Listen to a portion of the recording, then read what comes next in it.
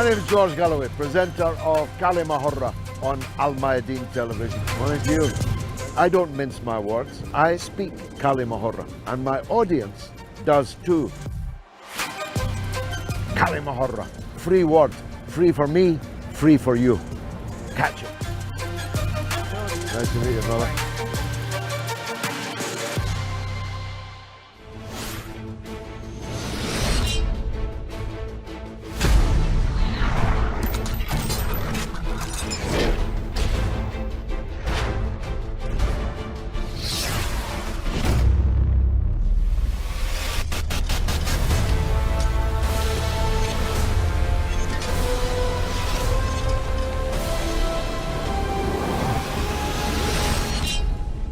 Let's talk to Professor Arshan Adib-Moghaddam from Cambridge University. He is a professor in global thought and comparative philosophies, first at SOAS and now at Cambridge.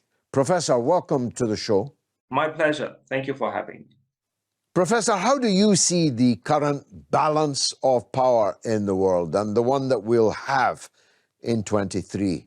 Well, the balance of power on a global level is changing swiftly. And indeed, we have moved from the period that was called unipolar moment in global history, right after the end of the Cold War in 1989, 1990, when there was a short period in international relations when the United States dominated international politics. We have moved away from that type of system, from that type of order, towards a more diffuse, a more disorderly system that does not necessarily yield itself to easy forecasts. That's one of the things that even analysts, even scholars, even those that are pretending to know have to admit, because once you admit that humble predisposition, the analysis gets better. So we need to get into the nitty-gritty of the changes that are appearing right now. And we don't have our, if you like, structured world of the Cold War anymore. We don't have that unipolar moment that I mentioned anymore. Power is coming from everywhere. So you have, of course, the situation in Ukraine, which is indicative of Russia being assertive in a militaristic sense. There is, various other poles of power that we can look at. You said something very interesting to me, that of course the unipolar world is now obviously over. Even the authors of it know that. But you used the phrase that power is now coming from everywhere. Can you give us your definition or your understanding of what power today actually is? The nature of power is changing quite radically as well.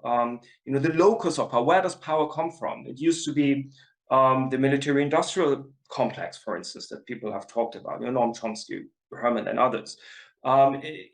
In many ways, people wish that this would be the locus of power, easily identifiable, and we could, go on the barricades and protest against abuse of that type of power.